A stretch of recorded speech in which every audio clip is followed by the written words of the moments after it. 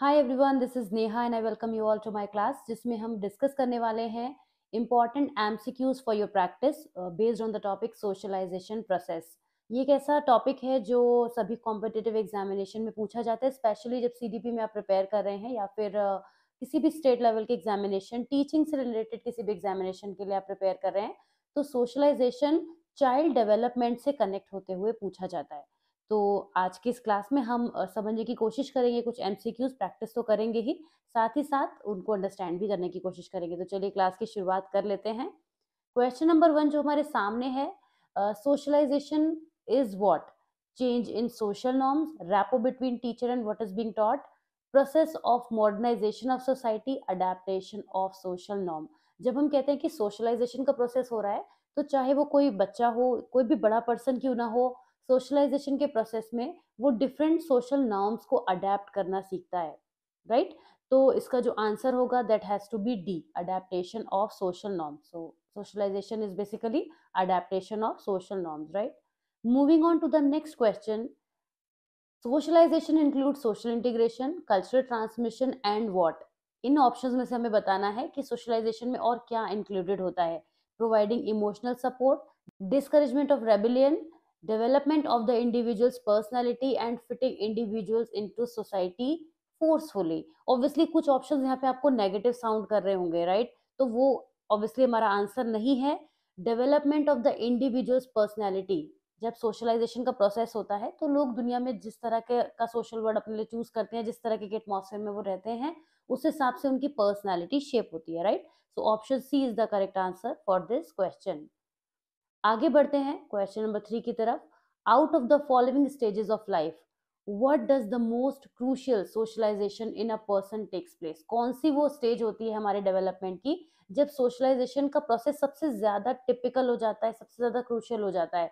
तो आपने अडोलेसेंट की जो एज है उसको कई बार पढ़ा होगा कि वो एक बहुत सारी चीजें हमारी लाइफ में डिफिकल्ट लेकर आती है। एडोलेसेंट्स के लिए स्पेशली अगर हम बात करें तो वो बहुत सारी चीजों के अक्रॉस आते हैं जो उनके लिए डिफिकल्ट होती है।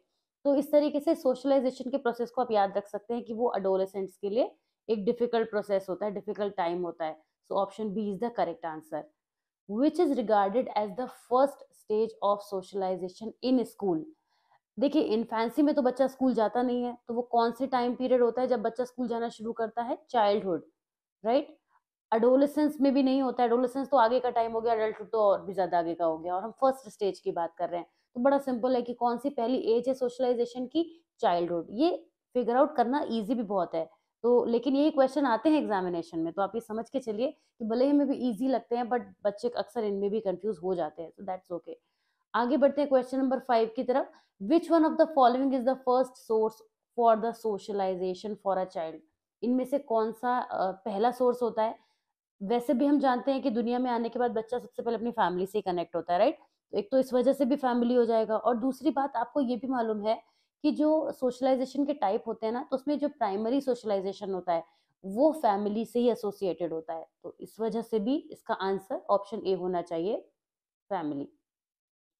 आगे बढ़ते हैं नेक्स्ट क्वेश्चन की तरफ। What nature of classroom will you have to increase the process of socialization? आप कौन सा एनवायरनमेंट यूज करेंगे सोशलाइजेशन के प्रोसेस को इंक्रीज करने के लिए? एज अ टीचर, अगर आप कहीं टीचर हैं, आप एज अ स्टूडेंट भी हैं, तो आपने अपने टीचर्स को नोटिस किया होगा कि वो आपके अंदर अच्छी चीजों को डेवलप करते हैं, लविंग एंड सिंपैथेटिक या फिर अनकंडीशनल पॉजिटिव रिगार्ड भी जिसको हम कहते हैं, वो भी यूज कर सकते हैं। तो इसकी हेल्प से जो हमारे टीचर्स होते हैं वो सोशलाइजेशन के प्रोसेस को बच्चों में कल्टीवेट करते हैं। तो ये करेक्ट आंसर हो जाएगा यहाँ पे, option B, that loving and sympathetic. In which of the following stages do children become active members of their peer group? इनमें से कौन सी स्टेज में बच्चे अपनी पीयर ग्रुप के एक्टिव मेंबर बनते हैं? एडोलेसेंस, अडल्टहुड, अर्ली चाइल्डहुड या चाइल्डहुड? तो the correct answer for this question is adolescence. Adolescence वो जो टाइम पीरियड होता है, आप देख सकते हैं आंसर मेंशन भी है। तो अडोलेसेंट जो है वो ड्यूरेशन होता है या वो टाइम पीरियड होता है जब बच्चे अपने पीयर ग्रुप के एक्टिव मेंबर बनते हैं, राइट? वो अपने डिसीजंस देते हैं, सजेशंस देते हैं, बहुत सारी चीज़ों में एक्टिव हो जाते हैं सोशलाइजेशन के प्रोसेस में, और वो फील करने लगते हैं कि वो बड़े हो रहे हैं या बड़े हो चुके हैं, तो उस हिसाब से ही वो ट्रीट करने की कोशिश करते हैं, right? So adolescence is the correct answer for this question. आगे बढ़ते हैं। In the context of education, education के कॉन्टेक्स्ट में सोशलाइजेशन का क्या मतलब होता है। सोशलाइजेशन के डिफरेंट मीनिंग्स होते हैं, लेकिन हमेशा सोशल नॉर्म्स को फॉलो करते रहना, नो, ये एजुकेशन के कॉन्टेक्स्ट में नहीं है। Creating one's own social norms, ये भी एजुकेशन के कॉन्टेक्स्ट में नहीं है। Respecting elders in society socialization के प्रोसेस का एक रूल जरूर है, बट फिर भी ये एजुकेशन के सेंस में नहीं है।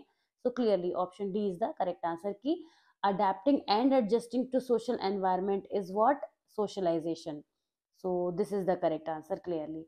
आगे बढ़ते हैं क्वेश्चन नंबर 9 की तरफ। Which would be the best first theme to start with a nursery class. अगर नर्सरी क्लास का मतलब हो गया बच्चा बहुत छोटा है, अभी वो अपनी फैमिली से ही निकलकर दुनिया में कनेक्ट हुआ है, तो अगर उसको सोशलाइजेशन के प्रोसेस से जोड़ना है तो माय फैमिली से स्टार्ट करना होगा, क्योंकि वहीं से वो इजीली कनेक्ट हो पाएगा। तो एक छोटे क्लास में हमें माय फैमिली से करना चाहिए। और अगर यही क्वेश्चन आपको क्लास 3 या 4 में दिया होता तो माय बेस्ट फ्रेंड भी हम कर सकते थे, क्योंकि बच्चा फैमिली के बाद दोस्तों से कनेक्ट हो चुका होता है। बट क्लास की वजह से जो ऑप्शन है वो ए हो जाएगा। Children's attitude towards person of ethnic groups different from them are most strongly influenced by the attitude of which one? Their parents. So option A is the correct one. सबसे पहले बच्चे अपने पेरेंट्स को ही देखते हैं यहाँ पे, तो उसी से वो कनेक्ट होते हैं। So option A is the correct answer for this question की बच्चों का attitude ethnic different ethnic groups के टुवर्ड्स किसकी हेल्प से इन्फ्लुएंस होता है, अपने अपने पेरेंट्स की हेल्प से। So moving on to the next question, which of the following is a passive agency of socialization? We are given four option: health club, family, eco club and public library. आप देखिए इस question में notice करिए, हमसे पूछा गया कि passive agency कौन सी है सोशलाइजेशन की। तो हम देख सकते हैं कि हेल्थ क्लब, फैमिली और इको क्लब, इन तीनों में हम ये नोटिस कर रहे हैं there are human being, direct communication होता है। जबकि लाइब्रेरी की हेल्प, लाइब्रेरी का मतलब क्या हो गया, बुक्स की बात हो रही है, राइट। तो यहाँ पे ये जो तीन ऑप्शन है ये तीनों एक्टिव एजेंसीज हो जाएंगे सोशलाइजेशन के। जबकि जो पब्लिक लाइब्रेरी है वो पैसिव हो जाएगी, क्योंकि वहाँ पे लाइब्रेरी का मतलब है बुक से, राइट। तो बुक से जब बच्चा कुछ भी सीखता है, सोशलाइजेशन सीखता है, तो वो डायरेक्ट ह्यूमन के कांटेक्ट में नहीं आता है। तो obviously option D has to be the correct answer कि this is the passive agency of socialization. Alright, so this is how we understand this question. Moving on to the next one, which one of the following is the primary agent of socialization. ये कई बार हमने discuss भी किया है कि socialisation के process में जो सबसे पहले बच्चा दुनिया में जिससे कनेक्ट होता है वो उसकी फैमिली होती है। So option D is the correct answer. Simple one है ये, कई बार ये क्वेश्चन बहुत पूछा जाता है, इजी भी बहुत है, लेकिन इसकी बार बार लैंग्वेज को कन्वर्ट कर दिया जाता है, तो क्वेश्चन तो वही रहता है। Family plays which role in socialization of the child? A not so important, and exciting, a primary या सेकेंडरी? क्योंकि जो फैमिली है वो एक प्राइमरी सोर्स ऑफ सोशलाइजेशन होती है, एंड प्राइमरी सोशलाइजेशन का एक मेन कंपोनेंट होता है। So obviously option C has to be the correct answer, right. चलिए आगे बढ़ते हैं। Which of the following are secondary agents of socialization? ध्यान से समझिएगा। School and neighbourhood, school and immediate family member, family and relatives, family and neighbours. यहाँ पे हम देख सकते हैं कि तीन ऑप्शन ऐसे हैं जहाँ पे फैमिली की बात हो रही है, चाहे भले ही वो इमीडिएट फैमिली मेंबर हो, हमारे एक्सटेंडेड हो। इमीडिएट फैमिली मेंबर्स का क्या मतलब होता है, वो हमारे पेरेंट्स और सिबलिंग्स के अलावा जो हमारे फैमिली मेंबर्स होते हैं उनको हम इमीडिएट फैमिली मेंबर्स कहते हैं, उसमें हमारे रिलेटिव्स वगैरह भी आ जाते हैं। तो यहाँ पे क्लियरली हमें दिख रहा है कि स्कूल एंड नेबरहुड ही ऐसा ऑप्शन है जो हम मेरी फैमिली से अलग है। और फैमिली से एसोसिएटेड जितने भी फैक्टर्स होते हैं वो प्राइमरी एजेंट्स होते हैं सोशलाइजेशन के। तो क्लियरली ऑप्शन ए इसका करेक्ट आंसर हो जाएगा, right. Moving on to the next question, peer groups refers to what? People of roughly the same age, friends, buddies, peers, family members, all of the above. ये तो एक बहुत simple question है, आप सभी जानते हैं। हमारे पीयर ग्रुप में कौन आते हैं? हमारे फ्रेंड्स, जो हमारे बहुत क्लोज फ्रेंड्स होते हैं, बेस्ट फ्रेंड्स होते हैं आपके, वो सब आपके पीयर ग्रुप में आते हैं, राइट। तो आगे बढ़ते हैं next. Kritika who does not talk much at home talks a lot at school. It shows that the school provides opportunities to children to talk a lot. Teachers demand that children should talk a lot at school. She does not like her home at all. Her thoughts get acknowledged at school. अगर वो school में बहुत ज्यादा बातें करती है तो आप ऑप्शन ए बी सी में देख रहे हैं काफी ज्यादा नेगेटिविटी है। It's not making a sense कि अगर बच्चा बात कर रहा है तो वो उसके डेवलपमेंटल प्रोसेस से कैसे जुड़ा होगा। कि she does not like her home at all, ये कोई बात नहीं हुई यहाँ पे, राइट। इस तरीके से ये ऑप्शन ए और बी भी है। So simply answer D is the correct one कि उसके जो थॉट्स है वो स्कूल में बहुत ज्यादा एक्नॉलेज किए जाते हैं। और ऐसा होता भी, अगर आप किसी बच्चे के थॉट्स को सुनने की कोशिश करेंगे तो वो और ज्यादा आपको बातें बताने की कोशिश करेगा। और not just with the children, आप किसी पर भी अप्लाई करिए, अगर आप किसी भी पर्सन से उसकी फेवरेट चीज़ों के बारे में बात करेंगे तो वो और ज़्यादा बात करेगा। तो ये तो बेसिक साइकोलॉजी है वैसे भी। तो this is the correct answer option D. Coming to the next question, a 13-year-old boy quarrels with his elders in the most matters and always tries to prove himself right. In which stage of development is he? पहली बात तो आप as से gas कर लेंगे, बहुत आसान है। आप एज से गैस कर लेंगे कि 13-year-old चाइल्ड को आप किस में रखेंगे, किस एज में वो आता है, अडोलेसेंट में आता है। पहली बात तो ये हो गई। और दूसरी बात, वो खुद को हमेशा सही प्रूव करने की कोशिश करता है, जो कि एक डिबेटेबल सिचुएशन होती है एडोलेसेंट में आके। उससे पहले तो बच्चे इतना वर्ल्ड को एक्सपोज नहीं कर पाते हैं जितना कि वो किसी बात को लॉजिकली रख पाएँ। तो यहाँ पे क्लियरली हमें समझ में आ रहा है कि option C is the correct answer.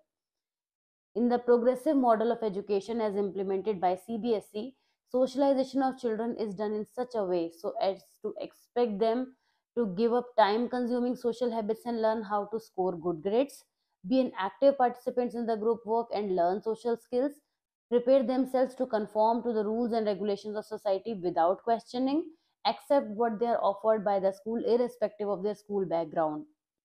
तो हम यहाँ देख सकते हैं चारों ऑप्शंस में अगर हम बात करें तो जो ऑप्शन बी है that is the correct answer, पहली बात। और ऐसा क्यों है?